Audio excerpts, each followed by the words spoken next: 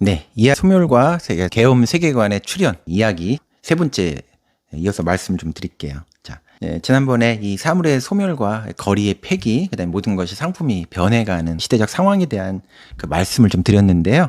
오늘은 이어가지고 그것을 미디어적인 세계관에 출현하고 관련돼서 말씀드릴게요. 현대적 미디어의 출현이 사물의 신비를 소거해버렸다는 지적은 이미 낡은 것입니다. 지난번에 제가 상품사의 출현이 결국 재료로 만들어버리기 때문에 사물의 신비가 사라졌다는 얘기를 이제 했는데, 현대적 미디어가 바로 이런 사물의 신비를 소거해버리는 그런 효과를 낳았죠. 왜냐하면 미디어를 통해, 텔레비전이나 이런 걸 통해 가지고 아마존에 있는 어떤 아주 깊숙한 어떤 동굴 속에 있는 어떤 그 희한한 어떤 생물이라든가 무생물이라든가 이런 것들에 대한 거, 우주의 어떤 신비, 이런 것들도 우리가 많이 관찰할 수 있게 되었기 때문에 사물의 신비가 많이 소거되었다는 얘기가 이제 나오는데, 저는 거기에 대해서 좀 역설적으로 얘기를 좀 드리려고 해요. 그래서 그런 현대의 미디어의 출현이 사물의 신비를 소거했다 이런 얘기를 하지만, 그 얘기는 이미 이제 낡은 얘기가 돼버렸다는 거예요. TV가 출현하는 순간 옛날 이야기로 전승된 민담으로 추측되던 사물들의 실체는 눈앞으로 불러세워져 낱낱이 벌거벗겨졌다. 사물들이 포르노화된 것처럼 낱낱하게 벌거벗겨지는 것은 현대 미디어 시대의 본질이며, 아마존의 어떤 어둠 속 동굴에서부터 인간의 침실에 이르기까지, 당신이 누구와 만나 어떤 아침 식사를 했는가, 인간 정신이 지금 무슨 생각을 하고 있는지까지 가려진 것, 숨겨진 곳은 이제 이 지구상에 존재하지 않는 것 같아요. 게다가 이런 유튜브 채널 같은 것들이 아주 그 1인 미디어화 되면서 은밀한 어떤 이야기, 은밀한 어떤 장면까지도 전부 다 사람들이 볼 수 있게끔 유통화시킬 수 있는 그런 채널의 글로벌화가 이루어졌잖아요. 개인화가 이루어졌잖아요. 모든 것의 기술적 시각화, 기술을 통해서 모든 것들이 시각화될 수 있어요. 이제 이런 매스 미디어 화라고 할 수도 있는데, 이런 것은 결국 사물과 이 세계의 거리, 그것을 거세시킨 것이고, 이런 미디어에 의해서 모든 것들을 우리가 다 이렇게 볼 수 있게 되었다는 거, 바로 눈앞에서 발가벗겨졌으므로 이러한 시각화는 해석을 필요로 하지 않습니다. 해석이라고 하는 거는 거리가 있어야지 해석이 생기는 거거든요. 우리가 눈앞에 사물이 이렇게 눈에 이렇게 붙어 있다 봐요. 오히려 안 보여요. 떨어져 있어야 보이죠.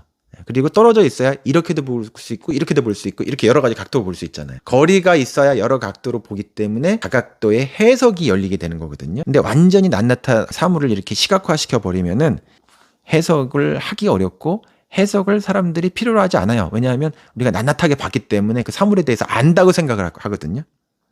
인간을 포르노화 하잖아요. 그러면 그 인간에 대해서 우리가 은밀한 것까지 다 알기 때문에, 숨겨진 것을 눈앞으로 다 봤기 때문에 그 인간에 대해서 완전히 알고 더 이상 그 인간을 알 필요가 없다, 알고 싶지 않다고 생각해요.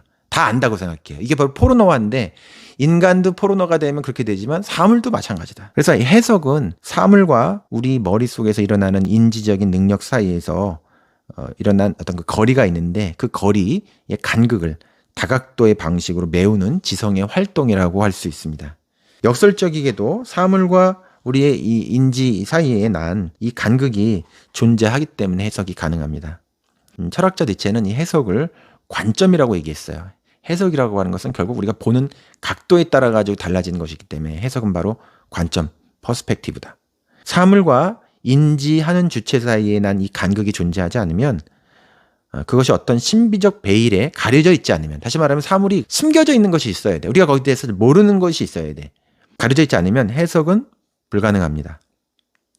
어떤 여지가 있어야 관점의 공간, 시각적 각도도 열립니다. 우리가 경험한다라고 하는 건 사물을 직접 체험한다는 것이 아니라, 사실은 사물과 그 사물을 바라보는 이런 주체 사이에 여백이 존재하기 때문에 생성되는 잉여적이고 그리고 구성적인 지각 체험입니다. 구성적인 지각 체험이라고 하는 건 우리의 능동적인 인지적인 행위에서 만들어지는 체험인 거지, 사물 자체가 직접 우리 닿았기 때문에 이루어지는 것이 경험이 아니라, 그 어떤 간극을 통해서 여러 가지를 바라보는 그것을 통해서 만들어지는 체험, 이게 바로 경험이라는 거예요. 경험의 주체가. 이 잉여성과 구성성, 거리가 있고 동시에 능동적으로 우리의 관점, 사물을 바라본다라고 하는 이런 구성적 능력이, 사물은 하나지만 다양한 사물에 대한 이야기를 만들게 되죠.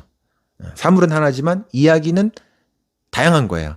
해석이 다양하게 만들어질 수 있는 거예요. 그리고 이 이야기가 또 사물들에게 신비를 부여하죠. 왜냐하면 하나의 사물인데 이렇게 여러 개의 모습이 있었네?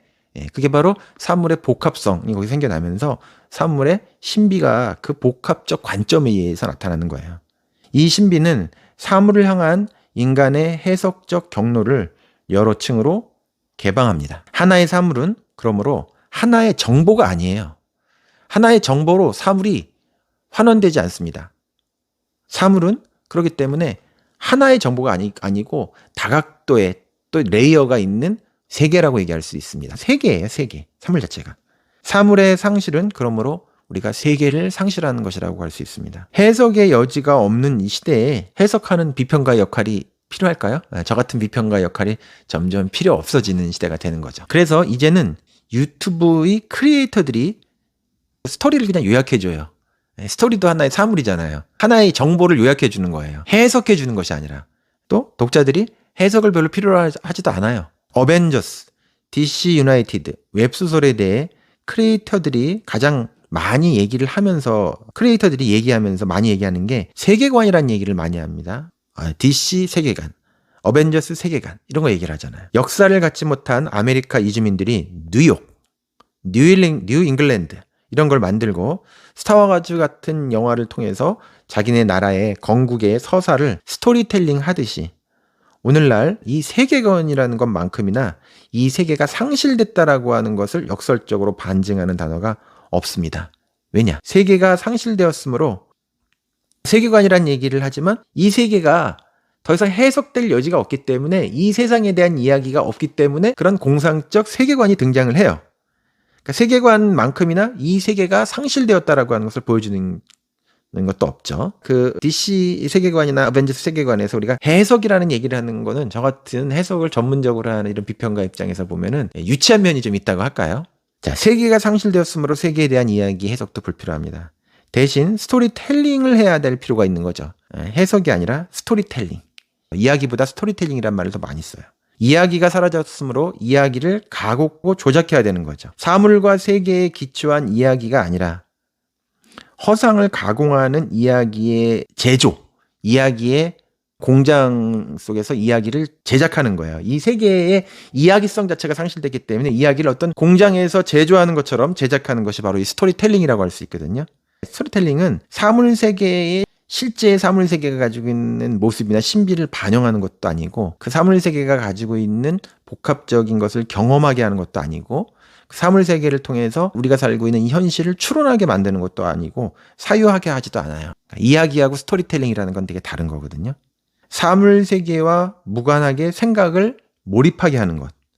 그것을 우리가 공상이라고 하고 그러니까 이 삶이 가지고 있는 무한한 신비와 현실의 세계가 있는데 그것과 무관한 생각의 몰입, 우리 그것을 공상이라고 하고 그 공상이 오히려 이 현실 세계의 삶을 먹어버리는 것을 우리가 망상이라고 한다고 한다면 스토리텔링에 대한 지금 군중의 컬트적인 열광, 할리우드 세계관으로의 몰입, 그것을 이용한 엔터테인먼트 산업의 글로벌화는 오늘날 사회체제의 특이한 성격을 보여주고 우리 삶이 가지고 있는 완전한 매트릭스화를 증언하는 단적인 예시라고 할 수 있겠습니다. 우리 삶이 가지고 있는 실제 현실을 어떤 이야기를 통해서 이야기가 현실을 반영한 이야기이고 이야기를 통해서 그 이야기가 또 암시하기도 하고 이야기가 제시하기도 하는 어떤 이상과의 거리를 측정하는 그런 것이 완전히 거세되고 상실된 상태 속에서 공상 이야기에 몰입하게 되는 것. 그리고 공상이 마치 현실인 것처럼 오히려 착각하게 되면서 거기에 대한 몰입을 통해 가지고 움직이는 어떤 산업체제. 이게 바로 이제 매트릭스 같은 것이죠.